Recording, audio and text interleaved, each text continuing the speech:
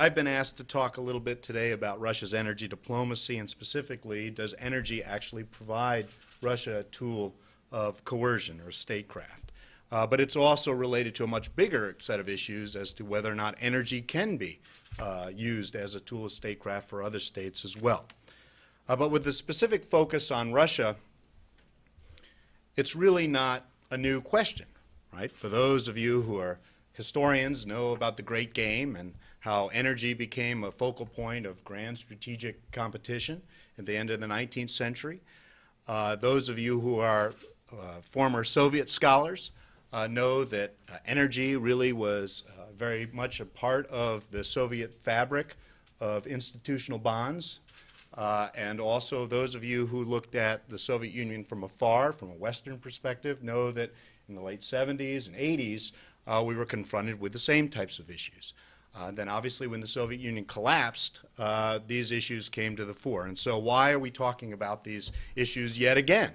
Well, really in the last couple of years, a number of events, including tightening energy markets combined with some of the rhetoric coming out of the current and previous governments in Russia, together with actions on the ground, so to speak, the war between Russia and Georgia, and the successive gas wars with Ukraine have really reignited the debate as to whether or not energy is an important element of Russia's coercive diplomacy.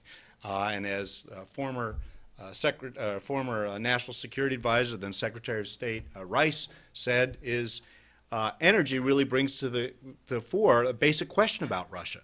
Is it a 19th century power, focused on exploiting its largesse for strategic ends, or is it willing to participate like a 21st century power in globalized, interdependent markets where leverage is much more diffused? And so this has prompted a policy debate as well as a scholarly debate. And as I mentioned, on the one hand, you sort of have the realpolitik or realist arguments that focus on resource nationalism.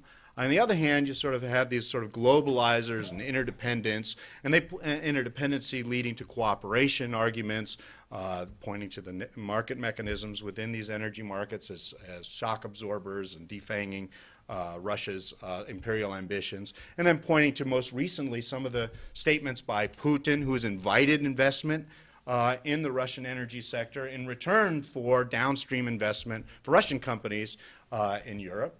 And even more recently, President Medvedev's proposal for establishing a new international legal framework for energy transit and transfers that put a premium on responsibilities for both suppliers and customers. So there's this big policy scholarly debate that is coming to the head over different pipeline issues and Europe's future.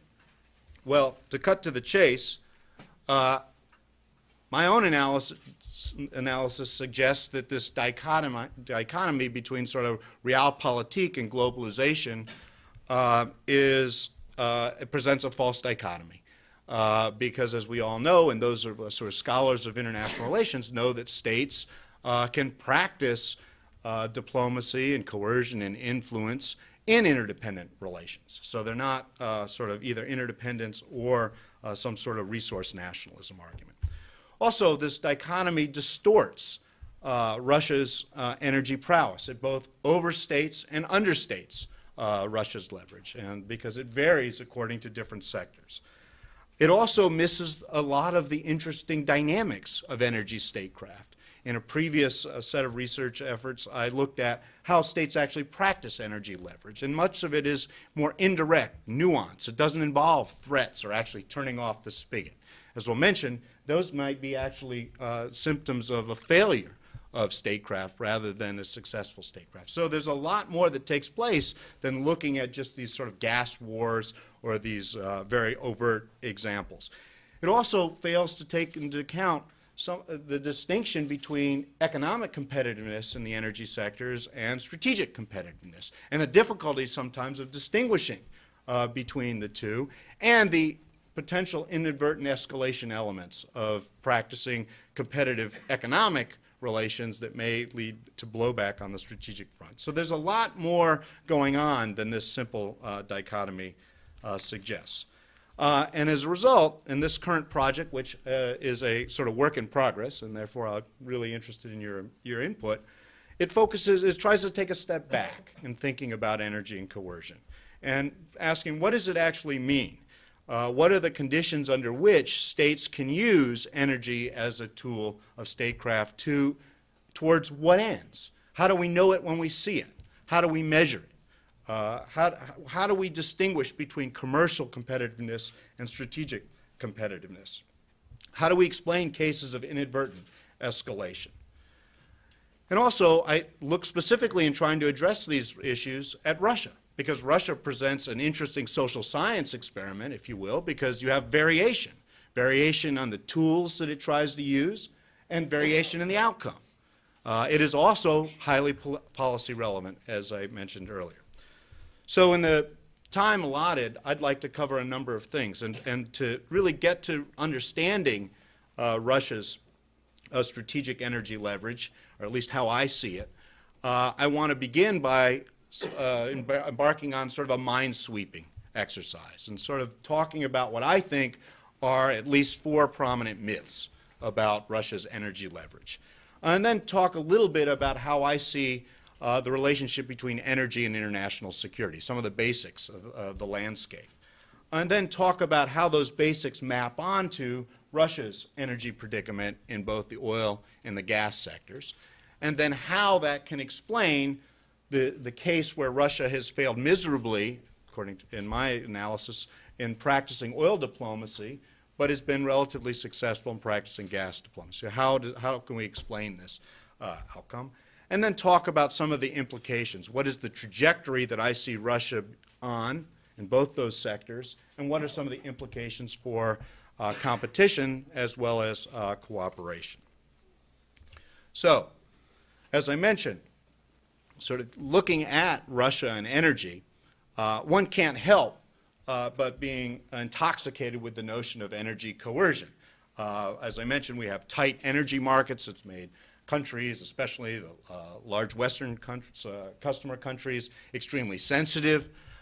You also have the rhetoric coming out of Moscow, talking about Russia's privileged sphere of influence in Eurasia, where it has rightful competitive advantages, specifically in the energy sector, where they'll use energy as a tool of statecraft. You know, all of these statements out there, coupled with, in the academy, discussions about increasingly the role of resource nationalism. But before we get too carried away with this common discourse, as I mentioned, there are some basics that I think we need to keep in mind when assessing Russia's energy statecraft.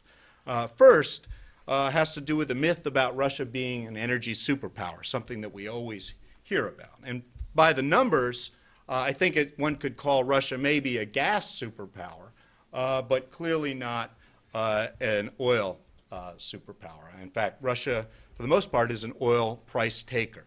It does not have swing production capacity, and it doesn't control international prices. And one of the problems with trying to use this moniker of Russia being an energy superpower is it doesn't really pay heed to a lot of the technical aspects about different energy markets.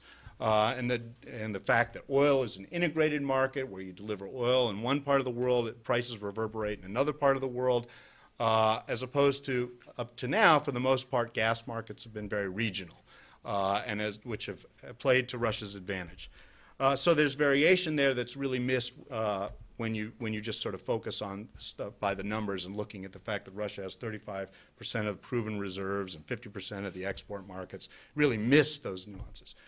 It also misses the fact that there are a number of structural impediments that Russia faces in realizing even this potential in the gas sector, where there are investment shortfalls. Production, in fact, not only has been stagnating for the previous several years, but has actually begun to decline. And actually, in 2009, the United States actually produced more gas than Russia did. Russia saw a 12% decline. Gazprom, the big state gas company, saw a 16% decline in its production. largely due to the fact that they've been, in both the oil and gas sectors, really living off the benefits of the investments of the Soviet Union, and they've not been replenishing their upstream investments. They keep stretching out the time horizons. So there have, we can talk more about some of those production problems, investment problems. And similarly, there are a number of transport bottlenecks. Their pipelines are increasingly aged. There are a number of bottlenecks. Even when the prices were quite high several years ago, Russia suffered from oil that was shut in. They couldn't actually get it out to markets due to the physical infrastructure and the regulatory mechanisms. So there are structural problems on the pipeline side, on the investment side, on the production side, and on the regulatory side. In addition, there's another myth. That somehow Europe, and especially in the wake of the 2009 Russian-Ukrainian gas war, is on its knees with respect to Russian gas, and that Russia's supply of gas, over 60% of Russia's, or I should say about 40% in the oil sector and a little less, 30% in the gas sector for Europe's gas consumption, mistakes the fact that this is really a two-way street. Because if you just once again look at the numbers, you see that Russia depends on Europe for about 65 to 70% of its exported gas. Europe, as a percentage of overall consumption of Russian gas, in terms of its overall consumption, is between 3 and 5% of overall electricity consumption. So Europe is actually not, as a whole, is not as dependent on Russia. In fact, it's less dependent today than it was in a decade ago. Now, of course, there are some countries that are in a more precarious situation, but as a whole, Europe is less. There are a number of shock absorbers, too, in that codependent relationship. Where Russia really doesn't have an alternative market to move to substitute for those markets in Europe. There's no, because of the subsidized gas prices and the underdeveloped nature of the domestic gas market, they can't quickly shift gas there as an alternative to Europe. And obviously, the infrastructure is not built up for shifting gas to Asia. So there are a number of problems there. There are a number of gas storage facilities in Europe and reserves in Europe that can cushion some of the blows. And it's not to suggest that Europe wouldn't feel pain, which we did see in 2009. It's just that this is a codependent relationship, and that both parties would be significantly affected, negatively affected, by going to the mat on gas. There's another myth out there, and it's sort of similar to what we used to talk about in the United States, which was what was good for GM was good for the United States. In Russia, there's a common refrain that's what's good for Gazprom is good for the state. And this is a very complicated set of relations, and I don't want to get into all the details, but maybe we can in the Q&A. But a couple things to keep in mind that I think were vivid in the most recent gas strategies, both by the state and by Gazprom. That really reflect the divergence of interest. For Gazprom, they're primarily concerned about profits. For the state, they're more concerned about revenue generation.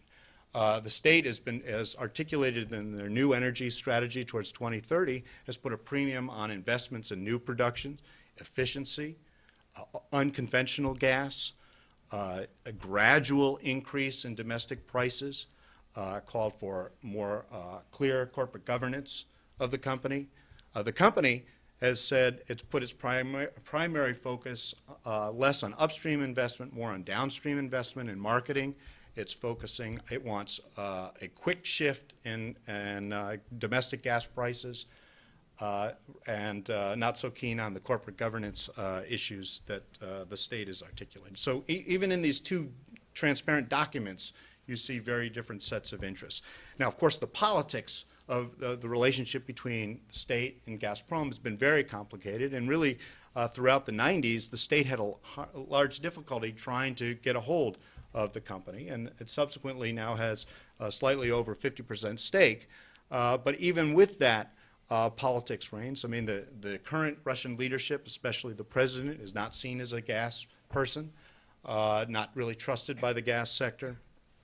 There are divergent interests here. It's not to suggest that they can't be convergent, okay? And in areas they do converge, but they're not one and the same. And there are tensions that exist, and so the challenge for the state is to manipulate some of its authorities, as we'll talk about, to get Gazprom on the same page at times in terms of a statecraft set of issues.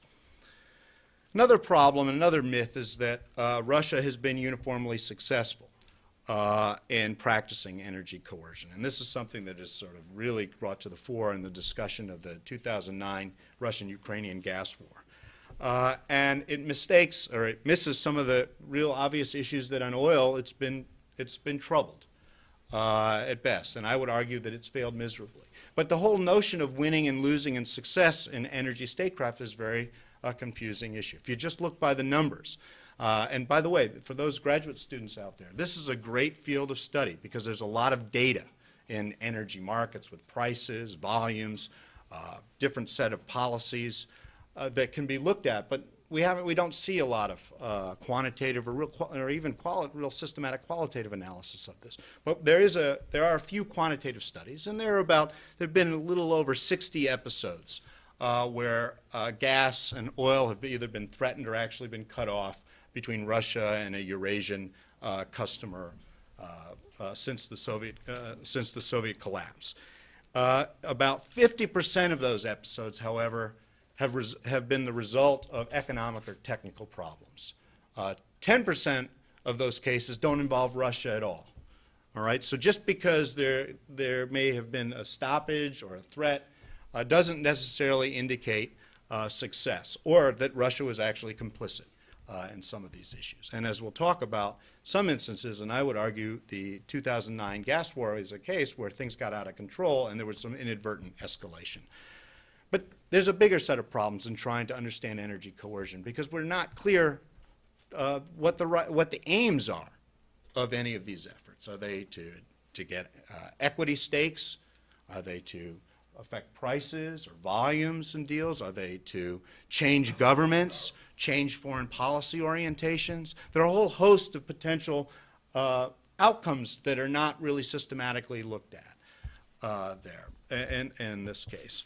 Also, when we're talking about issues of coercion, which is the subject of the talk today and of my own research, when states actually have to use brute force by, let's say, turning off the spigot, is that a sign of successful coercion or failed coercion, right? Coercion is issuing a threat and holding something in reserve, okay? If you have to go to the mat, then it seems like maybe that was a failure. So how we assess success or failure is a challenge in this particular area. It's also a problem, as I mentioned, because we have had variation in Russia's behavior. As I mentioned, variation in the outcomes in the oil versus the gas sector. We've had variation despite private and state ownership. We've had about the same number of incidents practiced under the Yeltsin administration as under the Putin-Medvedev administration. So the claims that sort of Putin is using increasingly energy as an oil or gas weapon is not really borne out by the fact that they used it a lot, or they may have attempted to use it a lot previously. So how much change is really there is problematic. So the landscape is quite muddled, and this is something that I know that those of you who are studying energy and international security here at the LBJ school note that there's also a very difficult challenge in trying to see correlations, either between international events and prices, or prices then shaping international events. If you just look at sort of the the Russian-Georgian war, you see, the argument is that this was either motivated by energy or the war itself fundamentally changed the energy markets. And you see that prices really didn't track very well with the crisis, and to the extent that there was a blip, it had more to do with a financial crisis or anxiety about a pending financial crisis in the United States, the situation in Mexico, weather conditions, than it did with respect to what Russia was doing to Georgia. Also, the pipelines there, the BTC, to the extent to which there was any cratering going on, was not really fundamentally influencing the international markets at about 1%. It also went offline, not due to Russia's act, but more to what was going on in Turkey during the period. And the challenges that Georgia faced as a transit state really were pregnant before that crisis. So once again, drawing correlations between some of these international events and even prices or energy markets is a challenge.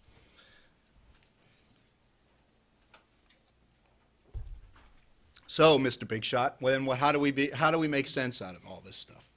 Well, I don't want to get into a long discourse on energy and international security, but there's some basics that I think that are important to keep in mind when thinking about how states use energy as a tool of statecraft. One is that energy markets are increasingly interdependent, and that states have, as we talk about in the literature, have incurred, right, this sort of energy trap, even the great powers, where their needs for energy, and especially hydrocarbons, have outstripped their indigenous capacity to provide for them. And even those that can provide for a large share of their own domestic consumption bump up against others in terms of how other states' behavior affects international prices, the volumes, etc. So we see an increasingly interdependent set of energy markets where states bump up against each other and are affected by the domestic decisions in each other's countries. So while this is a self-help environment, the states are affected by each other's own domestic behavior. Another thing to keep in mind in the discussion about resource nationalism, sometimes it gets lost, is that there are many faces of resource nationalism. States have choices in how they respond to their energy predicaments. They can decide to protect markets. They can decide to invest abroad. They can use the states as the main driver as opposed to the private sector. There are a whole host. They can put a focus on efficiency and reducing demand, okay, as well as increasing supply. They can increase supply working together with another state or investing together with other foreign companies rather than seeking to control and dominate. So there are a whole host of choices that states make, even as they pursue sort of national security in the energy realm. A third important issue, and for those of you who are scholars or budding scholars, this is potentially an important thing to keep in mind. Energy statecraft and energy interaction is not just driven by uncertainties. Certainly there is uncertainty in the energy field. There's uncertainty about the geology, about how much energy is in the ground, where and when are we going to see peak oil. Okay, we see price volatility, volume volatility. So there's certainly uncertainty. But this is a sector where risk is also important. So all of our models of state action that are predicated on expected utility calculations, where states seek to optimize, right, between cost, benefits, and probabilities, right, leave out that when we're talking about energy, right, companies, and we are in Texas, know that they swing for the fences, right? It's about their high startup costs, so you're going for a real big payoff at the end. So it's about the distance between, you're maximizing the distance between the real high payoff, right, and the bad outcome, right? And if there's a real opportunity for a huge gain, right, that can be an attractive situation. So there are gamblers out there.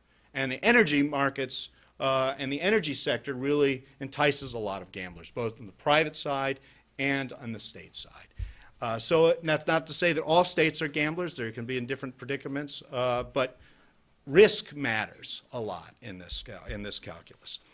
And as I mentioned, and this is a subject of something that I wrote a lot about, is that statecraft in the energy sector has a lot more to do than threatening to turn off the spigot. Statecraft is actually practiced indirectly for the most part. You know, when we think about sort of relative power, A is trying to get B by threatening to bludgeon B into some sort of action.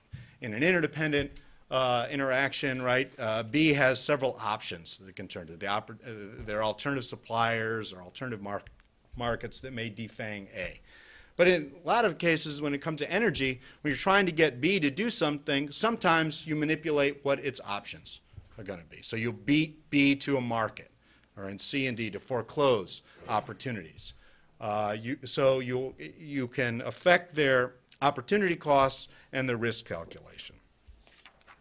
And this has really been a focal point of a lot of my own research, is looking at how states try to get target states, be they target suppliers or target customers, to bend to their will in the energy sector by either making compliance or working with them a very attractive option, or non-compliance a very unattractive option, okay? And manipulating the risk and the opportunity costs as much as the direct costs of engagement.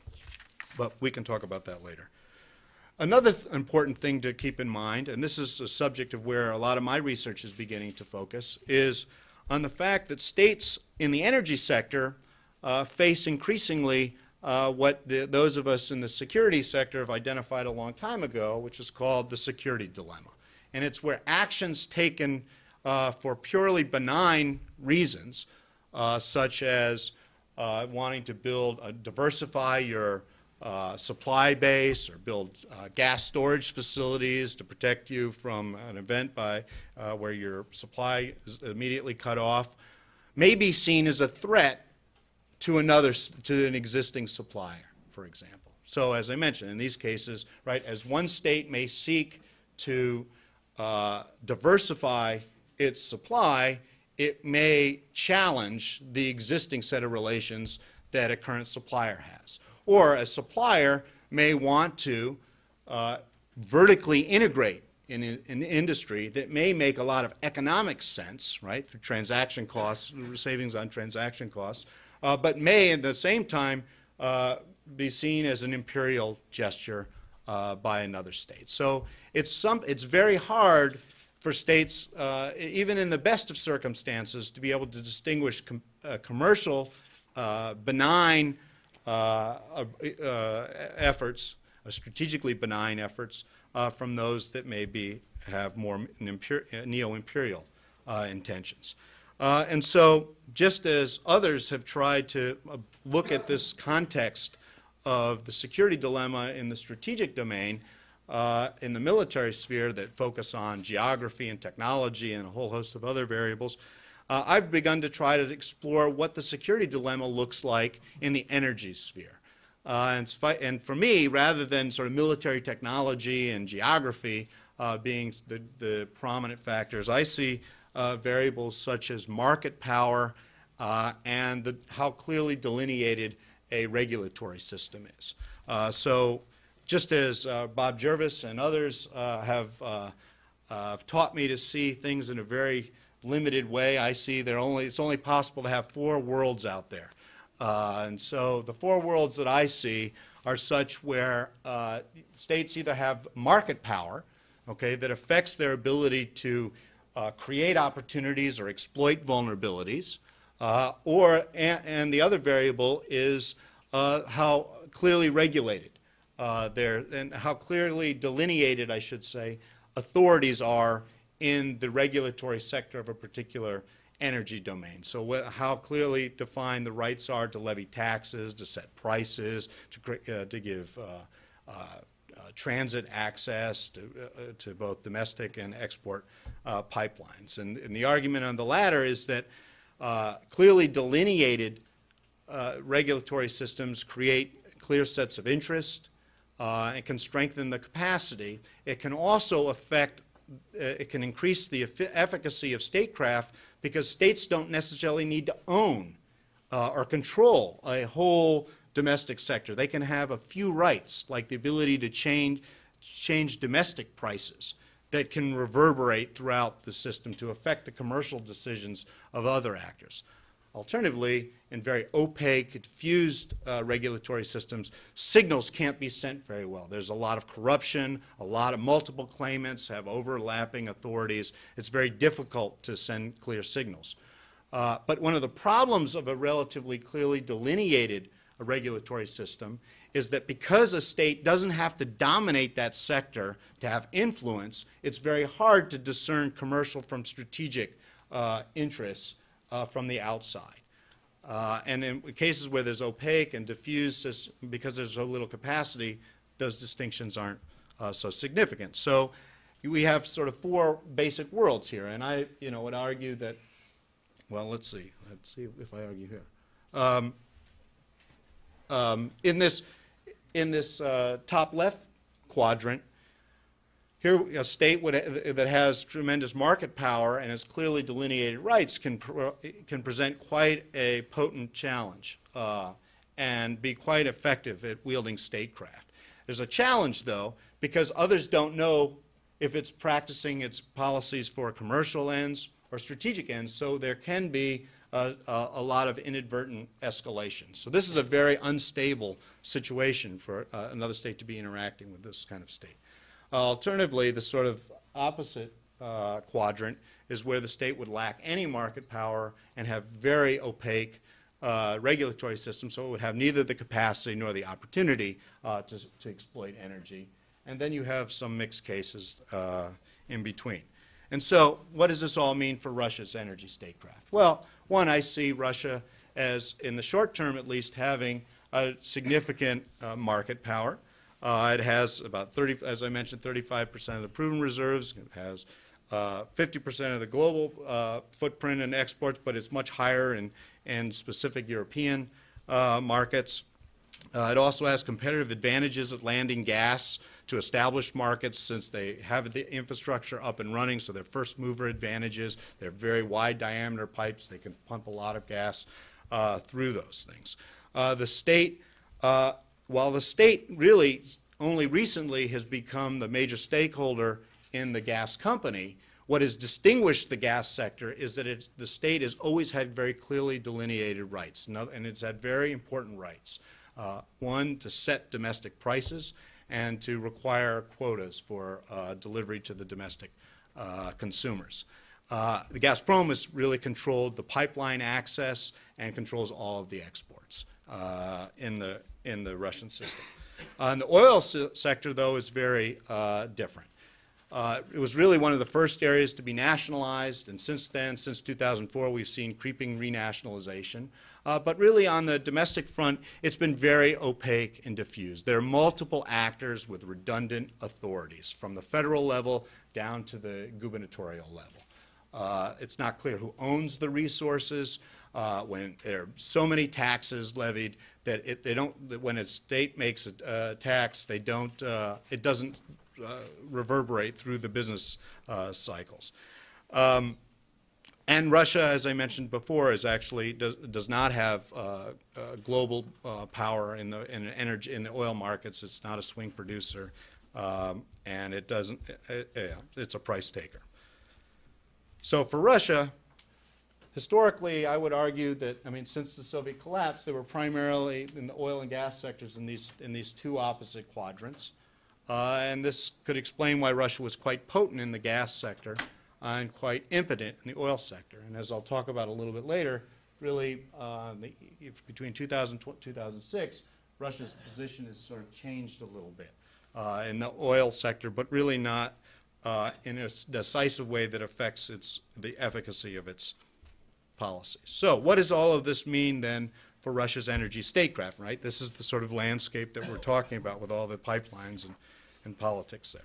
Well, in a nutshell, in dealing with rival suppliers like Turkmenistan, and for a whole host of reasons that we can talk about later, I've seen Turkmenistan to become increasingly a gambler. They have gas is really their main resource, and they need to get it out. And Russia's strategy towards Turkmenistan has been quite indirect, but quite effective.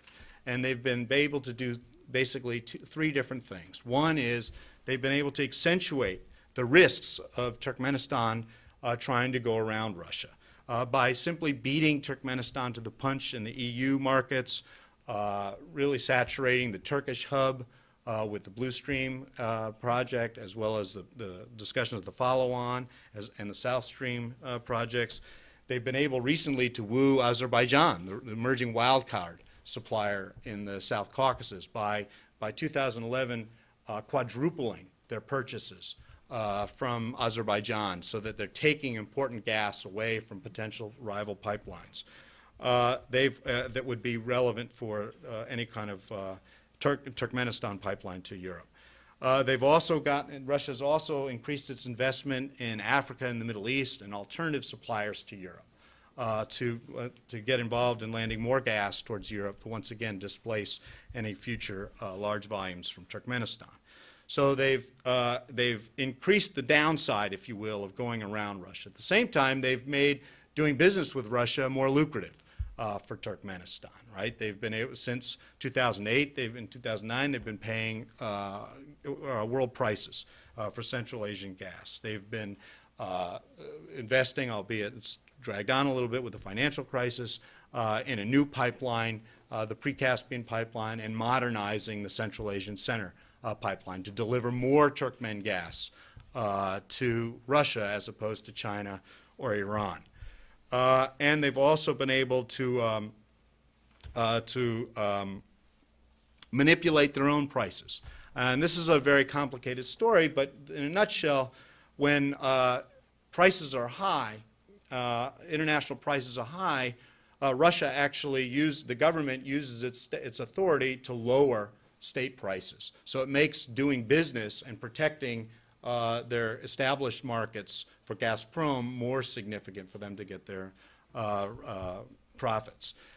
When prices are lower or moderate on the international stage, especially in Europe, they increase domestic prices such that it covers some of the marginal costs for Gazprom, so that Gazprom satisfies the domestic demand. So they play the domestic price game. They try and beat Turkmenistan to the punch in established and emerging markets, and they make doing business with Russia a more lucrative deal. Kazakhstan, it's slightly different, and I won't go into it as much now, but Kazakhstan's been more opportunistic, less of a gambler, and so what Russia's done is really made the costs outweigh the benefits, or I'm sorry, the benefits outweigh the costs of working with Russia by increasing their reliability primarily and working with Kazakh gas. On oil, however, we see that Russia has really failed miserably, really since the Soviet collapse. And the BTC, the Baku-Ceyhan pipeline is really the classic case. But with Azerbaijan, they've used threats, they've tried to induce, they've just really not been able to wrangle a lot of ventures for their companies, let alone to shift the pipeline politics. And the same thing, for the most part, with Kazakhstan. The most interesting thing that I think people don't pay a lot of attention to is that even in gas, and if we remember, I see Russia serving gas in this situation where they're quite powerful, potentially, at least in the short term. But there's a double-edged nature to that, because as I mentioned, it's hard to distinguish commercial from strategic plays in the sector. And what we've seen are a number of inadvertent escalation examples in both the gas and the oil sector. Most recently, with Turkmenistan, if you were reading the newspapers last summer, you know that there was actually an explosion in the big pipeline that delivers Turkmen gas to Russia. And the Russians claimed that this was due to technical difficulties, and the Turkmen wanted nothing of it. And they're sort of riding the hubris of recent studies by the United States that said that there's a lot more potential gas there than we thought, that they were thinking that Azerbaijan may have more gas, they may make this pipeline to Europe more cost effective. And in response to this breakdown or this explosion, Turkmenistan, so fearful of Russia, was making such a heavy play, shifted into a gambler mode where they were willing to invite European companies, and South Korea and the UAE, into their prize investment projects in Turkmenistan, much to Russia's detriment.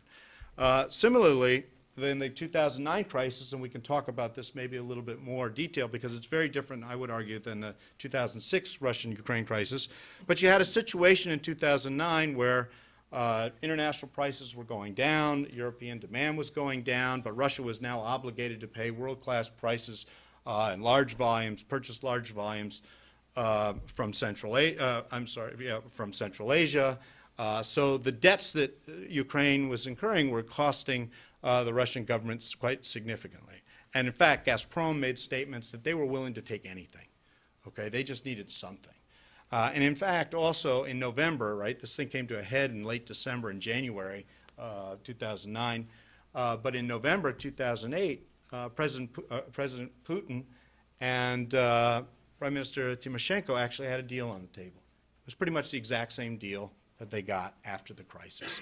But the crisis cost Russia dearly to get that same deal. It cost about $100 million a day for over 2 weeks.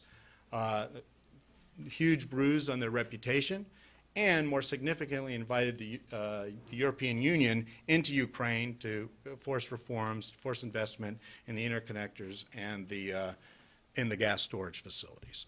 Very heavy cost to Russian diplomacy. And if you really, those of you who are in the Russia-Eurasia program and were following the news at the time, you can really see Putin lost it.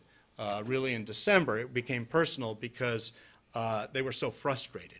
And I think the real great indicator of how inadvertent this crisis was is that once this crisis was settled, it was just several months later. Ukraine was already in arrears, and there have been questions about, and there continue to be questions about Ukraine's ability to pay. And so Russia's response now has been twofold. One, they've allowed Ukraine not to purchase as much gas. And two, rather than turning off the spigot or going to the mat again, they're now lobbying the IMF to allow Ukraine to access special drawing rights to cover their obligations. So they're loath to go to the mat once again, and trying desperately to avoid that, I would argue. Well, they were trying to distinguish a heavy hand play there. I think also in the oil situation, I think it's a much more, like I said, they're much weaker. However, what's very interesting, as I mentioned in this, as we look to the future, we see that Russia is increasingly, both in the oil and in the gas side, I would argue, coming into this world. And the oil side, it's primarily due to the fact that really since 2004, 2006 period, we saw about a creeping restatization, so about 60% of the industry is owned by the state, which has not changed its market position, but has made it harder for others to discern what is a commercial play from a strategic play. And as a result, when Russia tried to renegotiate the follow-on agreements to the Caspian Pipeline Consortium, it's a pipeline that goes from Kazakhstan through Russia and then out to the Black Sea, you had such an overreaction on the part of the investors that really Russia lost out. Well, it didn't lose out. Its efforts at playing diplomacy were completely rebuffed, and we can talk a little bit about that. But why is Russia moving? If we look out to 2030, why do I see Russia moving into this quadrant in the gas sector, which is really probably the more interesting scenario? Well, I would argue it's a function of the fact that it's a combination of things. For its established markets in Europe, we see the potential for Iraqi gas coming online, liquefied natural gas, and most recently unconventional gas, which has the potential to revolutionize not only the industry, but Russia's leverage. And we can talk a little bit more about that in detail, but the point being is that it's not so much that there's going to be unconventional gas developed all over the world, but in the United States, we're developing this gas, which is displacing liquefied natural gas contracts that we had originally had, and leading towards more deliveries of this liquefied natural gas to Europe that provides an alternative to increasing reliance on Russian gas. So much so that if you read the statements by the Russian energy officials, and even in their 2030 strategy, they've identified unconventional gas as both the critical threat to Russia's strategic position in the sector and an area where they want to really get involved in, especially coal-based methane issues. So this is that's how I see Russia. I mean, I see their trajectory shaping up into a situation where they're potentially going to be losing market power in the gas sector. Yet, because of the difficulty of discerning commercial from strategic plays, they're likely to continue to provoke overreaction. So whereas before they may have provoked overreaction in an area where they at least had more influence, outcomes would be costly, but at least they would maybe prevail, they may find themselves in situations where they're going to have escalation in sectors where, like gas and oil, where they're not going to be in such a strategic market position. So what does all of this mean? Well, I think we need to take markets and institutions seriously and not just sort of have this stale globalization versus realpolitik kind of argument. I think we should also need to pay attention to uncertainty and risk, and not only how the calculation of the investors, but also how states can manipulate risk by increasing the distance between the payoffs of compliance and the extreme costs. Also, I would argue that the issue of reassurance is not the same in these different worlds. As I mentioned, for Russia today in the gas sector, they're in a situation where it's very hard to reassure other states. They have significant market power, and it's very difficult to discern commercial from strategic plays.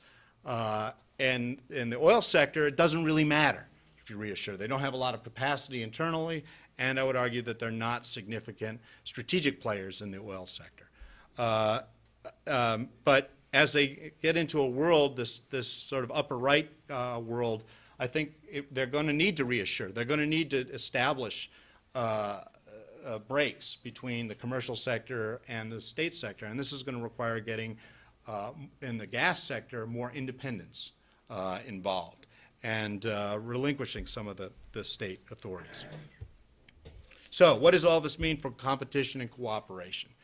Well, as I mentioned, in the short term, I think Russia still is a potent player in the gas sector, but I do see it ultimately as a waning asset for them. I think there's some interesting things. You know, if those of you who study Europe, there's always this talk about the need to liberalize prices and get Russia to, you know, the Russian domestic public to pay real prices, right, and make the industry more efficient. But I would argue that this could actually give Russia, in the short term, an alternative market to switch some of that gas that's going to Europe. So in a strategic perspective, I think that the jury's out on that one a little bit. I think that in oil, there may be competitive plays in the commercial sector, but I don't see them being significant flashpoints strategically. I think the real flashpoint potentially is over Turkmenistan's future. To the extent that there are Western backers and state backers of particular pipelines from Central Asia to Europe, I think that will be a bone of contention that could risk getting out of control and escalate. But I would argue that that there may be ways around some of that. I would also suggest that another big problem that I didn't talk about has to do with some of the pipeline politics to some of the transit states. There's some opportunities, though, for cooperation. In the oil sector, you know, there used to be talk of, well, making concessions to Russian oil companies to demonstrate that we were serious. We took them, you know, as a gesture of confidence building. I'd argue that that really doesn't buy very much because the oil companies can't deliver the state really can't deliver the oil companies in the Russian sector. So I don't see there's much gain from giving concessionary terms to Russia. I would argue that for Russia, if moving forward both on a commercial sense and possibly even on a strategic sense, if they let the market in, there are many geographic advantages that Russia may have in its economic competition with rival suppliers in Central Asia to make it attractive investment for the outside. I think there are a number of intermediary issues that need to be addressed, especially in the transit state. But the real challenge, I think, and the real opportunity for cooperation may be with this unconventional gas, because while Russia may have some especially coal-based methane sources and some shale, they really don't have the investment capability or the technology, the hydrofraction technology that's needed. And they have identified this as an important area that they want to get into, and they're willing to engage the international community on. I think also there are opportunities for cooperation in exploring new emerging markets, as opposed to working with Europe markets. I think there it's a very sensitive issue, and Russia itself is not keen to cooperate too much. I also think that, and lastly, I think that to the extent, and the Obama administration has actually done this, they no longer talk about specific pipelines, Caspian pipelines. They talk about a southern route And they're getting out of the business of picking which one. And I think that has actually a healthy impact. And even now, the special envoy to the Caspian region has even aired the whole notion of inviting Russia into projects like Nabucco, to not see this as a zero-sum situation. I think there's some advantages to doing that. I think the problems really arise when we talk about specific pipeline arrangements that are seen as potential threats to Russia, as opposed to creating corridors and diversifying altogether. And I think ultimately the EU, for it to have its energy security, needs to really get its own house in order, because to the extent that there's, in this codependent relationship with Russia, that there's weakness there, it has to do with the fact that the European Union as an institution is relatively weak on energy issues, and there's very little coordination among the nation states. And I think that to the extent that they can do that with respect to developing interconnectors, either sub-regional interconnections with East Central Europe, for example, I think that would be an important opportunity for to putting a cushion in the strategic relationship. But with that, let me turn it over to you all for questions. This wasn't exactly in your presentation, but obviously related. Can you explain in this context what is the Russian support for Iran? And let me just give you sort of a speculative intro and see if it makes any sense. That one of the reasons that Russia supports Iran, especially on the nuclear issue, is to basically keep it in a position where it's in the international pariah position. And the benefit of this long term would be to basically sideline a potential competitor. For instance, in the Caspian Sea, it's landlocked, and not having Iran would mean not having a southern route to the Persian Gulf for oil, for natural gas, and so forth. So basically the question is, how do you put in the Iran policy in your framework? And thank you. Well, I mean, there are many directions to go, and I'm going to sort of set the nuclear issue aside, since that's not what I was talking about. And gas, I think you're exactly right. I think that Russia does see Iran as a competitor. And I think Russia, one of its comparative advantages in the present period is U.S. policy. They've leveraged U.S. policy, which has made Iran unattractive. But they play for keeps in the Caspian. Even with Armenia, they're sort of getting, they want to encourage Armenia to diversify some of its gas relations, get some gas from Iran, but they want to have a stake in that project. They are loath to let Turkmenistan do too much with Iran. I mean, they don't mind the small-scale efforts that are there, but they clearly are using their pole position, if you will, in the with respect to the Caspian supplier states, Kazakhstan and Turkmenistan, Uzbekistan to some extent, to get them oriented more towards Russia.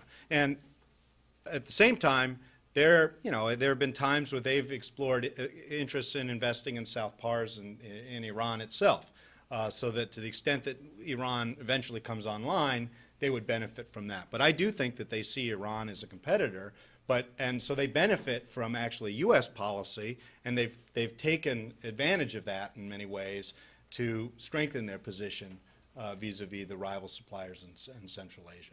So, I think they don't mind the situation the way it is on that front. I think the nuclear front's a little bit different there. When you were going through your myths, and specifically whether Russia was an energy superpower or not, you suggested that one of the problems here was a lack of reinvestment following the Soviet period. How does that square with the announced reason for the deferral of the development of the Shachtman gas reserve in the Siberian Arctic? When that was announced last year, that was going to be deferred by 2 to 3 years, and they have foreign partners, Total and Statoil, as I recall, in there. They said it was a lack of markets in Russia. Was that true or not? Lack of markets in Europe. Was that true or not? Well, I think the last couple of years, we have seen delays in the investments because of the recession and the demand, the drop in the demand there. But this has been an issue that people in Russia's energy sector have been calling for a long time. For the last decade, they've been calling for accelerating those investments, not kicking the can. Now, in the last couple of years, there are strong financial reasons why they were not in a position to do that. But Stockman has been, they've not been meeting their targets. And they've really, I mean, if you look in the gas, I mean, it's pretty dramatic what's gone on in the gas sector, given their comparative advantages and the real creaming that they've had from those Soviet investments, to see the stagnation drop to decline. In fact, the leading Russian energy economists now project that by 2030, Russia will have lost 15 to 20% of its market in established markets, and that's with those fields coming online. So, I mean, what's really interesting in the gas sector, I think, is that, you know, you talk about unconventional gas, right? But that's really not going to take a big, you know, you're not going to see really big payoffs directly until the 2015, 2030 period, closer to 2030. There may be some more short-term benefits as LNG is displaced, as I mentioned, to Europe. But where Russia does have a comparative advantage at any one moment in time, like now. They can deliver more gas to Europe faster than these other projects can be built up and scaled. But the problem has a lot to do with the politics in Russia, and that the reluctance to either invite others to invest and to gain ownership of strategic resources, or for other political reasons that Gazprom may want to make short-term profits without investing in the longer term, is cutting away at their window. Because the more they kick the can down the road on Stockman and some of the larger East Siberian fields, that the more time it's going to take to bring them online, and when those things start coming online, they're going to start facing directly the challenges posed by increased LNG and potentially unconventional gas. So their window of opportunity is actually, I would argue, relatively short, and so each one of these problems that they run into, or either political or financial, really cuts into that timeline for them. Thanks. That was a terrific talk. I learned a ton. And my question is sort of a follow-up on that. It strikes me that you mentioned that the state has this interest in modernization, which, given that the energy industry is very capital-intensive and technologically intensive, creates an interesting set of choices that may split the private sector from the state in Russia. How does this dependence upon Western capital and Western technology, which is obviously means they have to play with the majors and they have to play with Western financial institutions, how does it shape behavior, and is that behavior different? Does it split itself up between the gas and the oil industry, and does it split it up between the private sector and the state? And I'm thinking here of a company like Lukoil, which has a market capitalization way below what it should have based on what resources it has, and it recognizes that's because it acts like a Russian company. So it seeks this partnership with ConocoPhillips, tries to be like a Western company,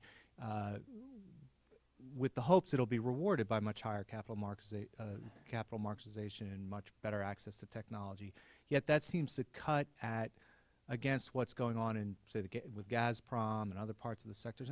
How does that play itself out? And so what is the future there, and who really holds the upper hand in that relationship? Between the state and the companies? Well, both between the state and the companies, and between what everyone recognizes is Russia's going to decline as an energy player unless it plays ball with those people who have the capital and those people who have the technology. Yeah, I mean, I think that's a great question, and I think that's in many ways the $100,000 or the $100 big gazillion question for Russia. And I don't have a good answer for that. I mean, I would say that, and remember, I'm looking at how these affect sort of statecraft issues, not sort of, I'm not an expert on, energy investments, so I can't, I'm sure there are others in the room that are better at that. But from my vantage point, and looking at the sort of strategic angle, I see this as really being, I mean, this has created opportunities for others. And I sort of alluded to this 2008 renegotiation of the Caspian Pipeline Consortium. There's a state monopoly. The state in the oil sector has a monopoly of the export pipelines, and actually the domestic pipelines.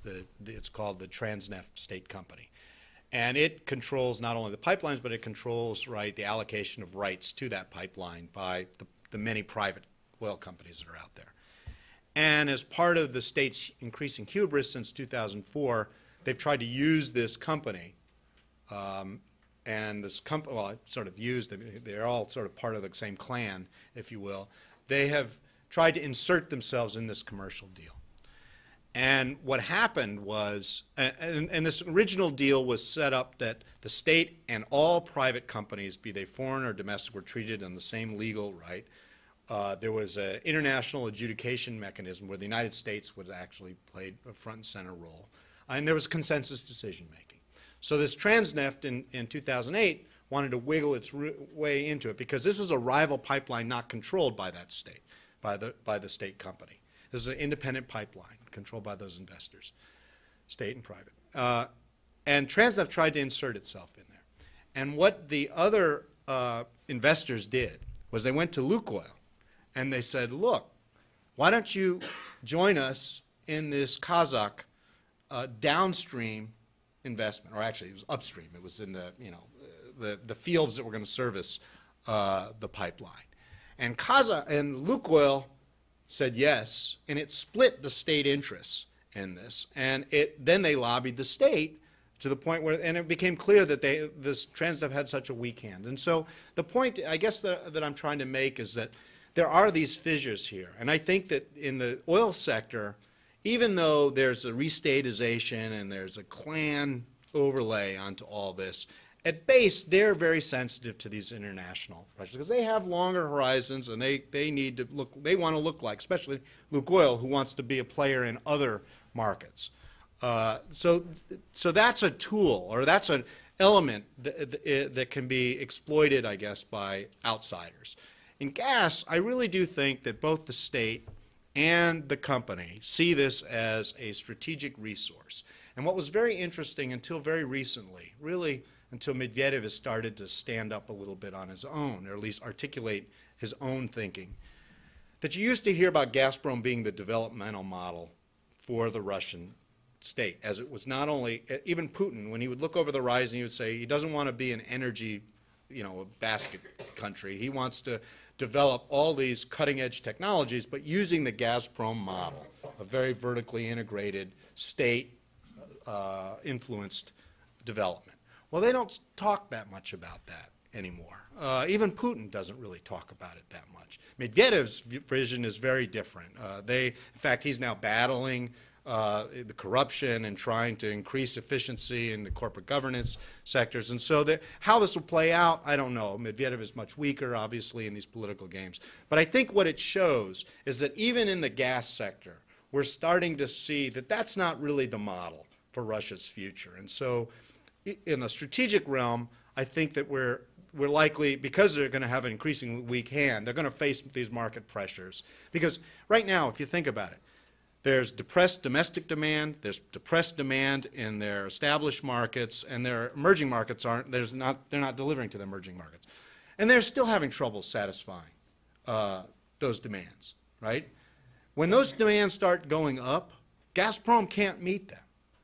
Even though there may be enough gas, their infrastructure. So I think they're also in a situation where there's going to be some serious market pressure. I think they're going to lose some of the political protection because this isn't the developmental model, I think, that the state sees over the longer term. I mean, we'll see how this plays out in the politics between Putin and Medvedev over time. But, I mean, I do see these fissures there. And like I said, I can't really address head-on what this means for the investment decisions by the firms. But I do see these fissures there, and they create opportunities, I think, on the strategic plane. So I know there are a couple other questions. I'll get there. I want to interject on this point and ask what I think is a related question about this relationship. So you cited the regulatory power of the Russian state in gas as giving them a lever to perhaps engage in statecraft and in international statecraft because they can manipulate the domestic gas company, even if it's not state-owned, basically through this lever. And then you told a story which was that when prices went down in Europe, what the state would do would be to increase domestic gas prices to kind of maintain income for the domestic gas company. And this struck me as almost backwards. It struck me as not, oh, here's a lever that the state is using to influence the domestic company. It struck me as the domestic company has captured the state and is forcing the state to use the regulation for income maintenance for the domestic company. Now, I could imagine the reverse, which is that you could, if you want to divert gas from Europe and you can't order the company to do it, well, what do? Well, you raise domestic prices, and so now the company voluntarily diverts gas from Europe. Right. Makes perfect sense, but that doesn't seem to match the story you told, which was not about when the state wants to manipulate the company, it's when the company wants to manipulate the state. Well, I think it's in conjunction with these other forms of state, the other elements of their strategy, right? Of landing more gas into different markets or dumping. There was a period where they were dumping gas in Europe to drop to to keep others out of it. Right. And there are so it's not just in and of itself, and it's the state is torn too, right? The state is has these strategic interests, but they also have the burden, especially over the last 10 15 years. Of not wanting to jack up prices domestically, and have kept them. I mean, I'm talking about relatively modest shifts. I'm not talking about dramatic shifts. And in fact, what it is that they delay increases that they promised they were going to increase, rather than really actually fundamentally raise prices. So it's, I mean, you're right, but I think when you look at the totality of what they're doing with Gazprom and how they're in the diplomacy, in interacting with rival suppliers, is it suggests that it's less that they're captured by the company, and more they have a convergent set of interests during those periods. I have more of a general question. You sort of mentioned that Russia quite often resorts to coercion in order to conduct its foreign policy, particularly maintain its sphere of influence. It's sort of Secretary Rice's comment about Russia being stuck in 19th century worldview, right? So would you agree that there seems to be an emerging trend of Russia sort of resorting to 21st century tactics and borrowing, in fact, from the United States in order to conduct its foreign policy and maintain its sphere of influence? Recent example would be Kyrgyzstan, where basically Russian support for NGOs, Russian fostering of ties to an opposition, and also Russian media reports sort of some would argue produce such a blowback and favorable to Russia regime change. And you also mentioned Ukraine and IMF, right?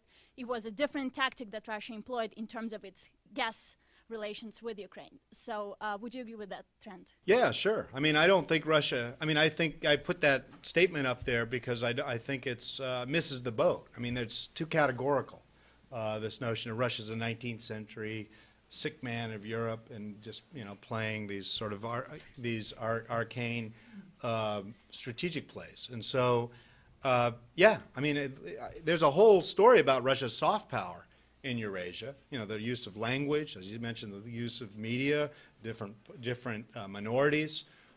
So, yeah, I mean, and their relations in the military are such that they have very sophisticated policy. Now, on Kyrgyzstan, I defer to maybe some of you who have been looking at it more specifically. I don't know to what extent they really played that situation. I do think there's a curious irony in the U.S. policy, because here, the last several years, Russia has been actually creating an opening for cooperation in Afghanistan with the transit corridor and after their failed attempt at sort of getting us out of Manas.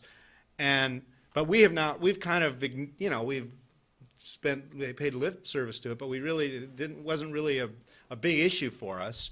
But now, with what's going on in Kyrgyzstan, we see, the Russians are, doing this.